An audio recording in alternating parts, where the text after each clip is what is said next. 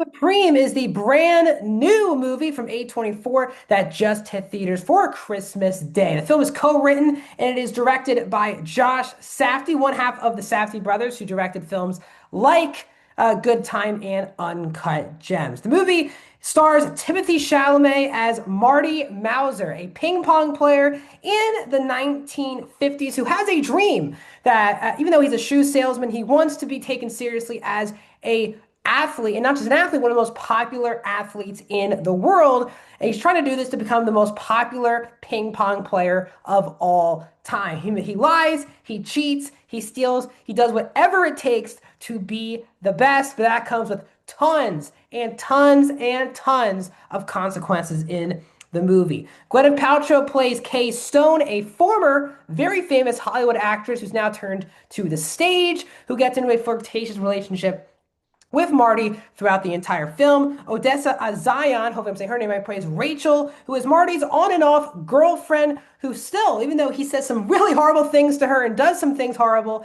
she stands by him at all costs to make sure she sees his dream come true. Kevin O'Leary's in the movie as Paltrow's husband, who funds some of the things that happen toward the third act of the movie. And Tyler, the creators in the movie, as someone who helps Marty's character steal as he tries to get money to fly around the world to play ping pong. The movie is 2.5 hours and is rated R. Welcome back, everyone, to a brand new review here at Max Talks Movies. My name is Max, and remember, we're talking Marty Supreme. So, guys, if you're new to the channel, please hit that subscribe button. Ring that bell so notified when my videos hit the channel. I talk movies, I talk TV, I talk awards season, I talk box office, all those things. I'm trying to get to 400 subscribers to start 2026. We're under 20 away, so please subscribe, ring the bell. Comment down below. What are your guys' thoughts on Marty Supreme? Did you like it? Did you not like it? Where do you think this movie stands in awards season? Love to hear your thoughts down in the comment section down below. And also, guys, please hit that thumbs up button. So I was definitely very excited for this movie. If you follow my channel, I am a very much a big Safdie brothers fan. And I was definitely very disappointed by Benny Safdie's directorial film earlier this year, The Smashing Machine. The Safdie brothers made two of the craziest movies I've ever seen in Good Time and Uncut Gems. And it's really a shame.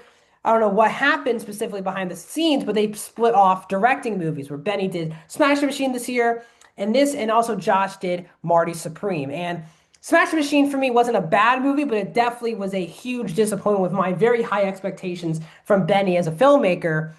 So I still had those very high expectations because if you know me personally, Good Time, Uncut Gems, I just love those movies. So I am very excited to talk about Marty Supreme because I think this is one of the best movies of 2025.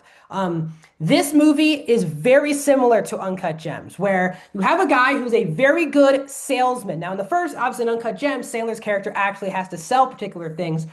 Chalamet's character isn't selling specific things. He's selling the idea that he is the next big thing in the world of table tennis. He's selling out arenas, but his next step is to make real money off it and to be seen as the #1 star for a particular sport. And he's selling it by any means necessary. And while both movies have those very sell points, they have lead characters that aren't the most likable people in movies.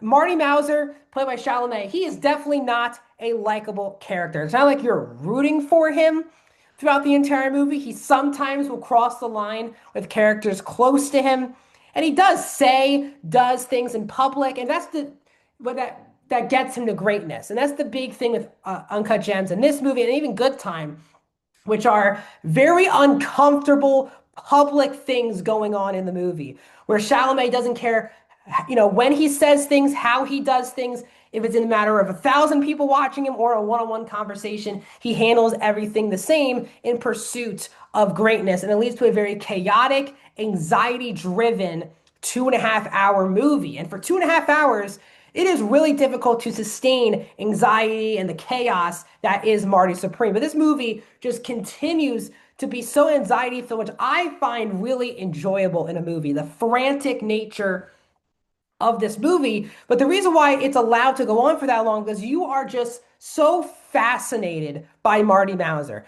Am I rooting for him? No. Does he cross the line a lot in this movie? He absolutely does, but he's one of those lead characters that you're not on board with. He makes a lot of decisions probably most people would not make, and he definitely crosses the line too much, but There is such a fascination in watching this character go through things. You want to see if this plan is pulled off.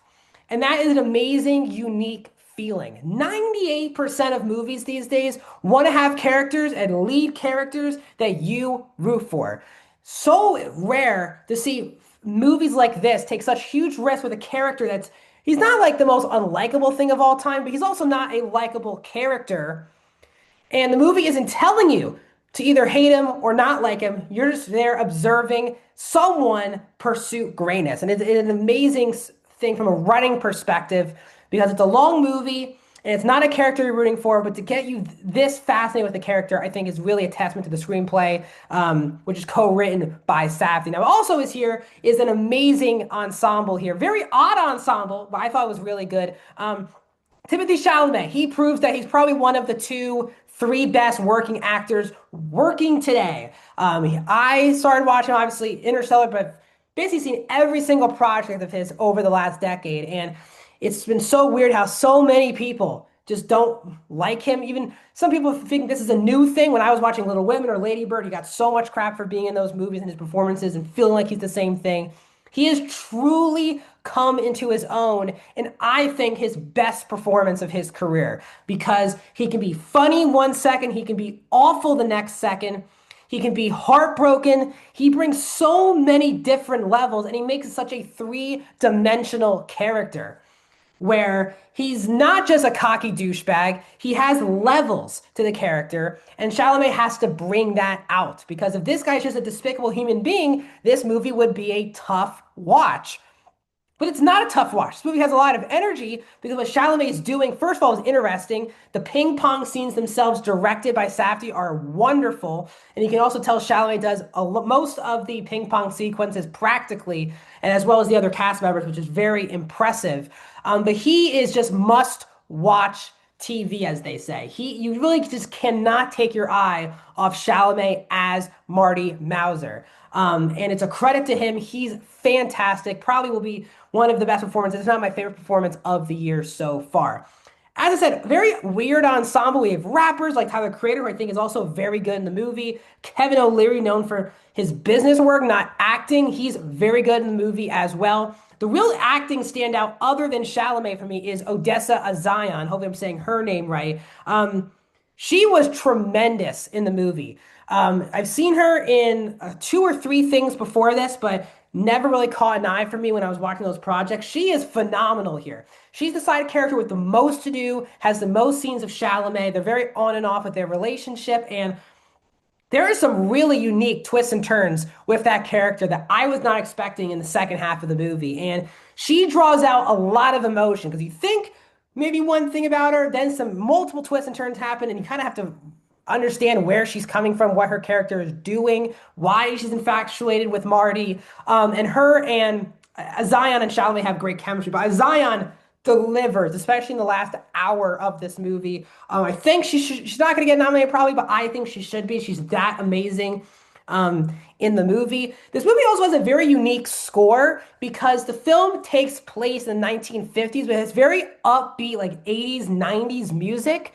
But I thought it fit really well. Most of the time, I don't really agree with that, but this movie just had such a unique flavor to it that you don't see in any movies. It's going for such originality. It's loosely based on a true story, but it's definitely taking a lot of liberties. But it's anxiety inducing. It has a nice energy to it. You laugh. The movie can be very funny at times, but also can be very emotional as you're trying to see someone who we don't learn his backstory. We don't know why he loves ping pong. We just know a guy plays ping pong, thinks this is his life, doesn't see any way out of it. This is his life. And we get so many movies these days not talking about this, which is striving to be great. And sometimes, sadly, you do have to do some of these things in order to strive to be great. And sometimes that doesn't work out. It's not trying to send a message that this is what you have to do to be great. It's just watching someone who has that desire and watching it unfold. And a lot of very public meltdowns and issues as well. So this is definitely one of my favorite experiences of the year. I think the movie definitely can drag at some points. It definitely, I don't think, needed to be 2.5 hours, but I still think this is going to be one of my favorite movies of the year. One of the movies I'll be rooting really hard for throughout awards season. Definitely can't recommend this movie more. I'm going to give it a 4.5 out of 5, guys. I'm going 93% for Marty Supreme. What are your thoughts on this movie, guys? Let me know down in the comments. Like this video, subscribe to my YouTube channel, and I'll see you guys in another video very soon.